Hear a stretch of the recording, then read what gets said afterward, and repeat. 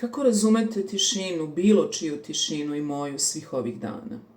Oko nas se dešava nešto što ne možemo ni predvideti, ni pretpostaviti, čije ishode ne možemo da naslutimo, a neprekidno govorimo, analiziramo, tumačimo, trudimo se da dokučimo šta je to iza kulisa da nas ne bi prevarilo i da bismo za to bili spremni.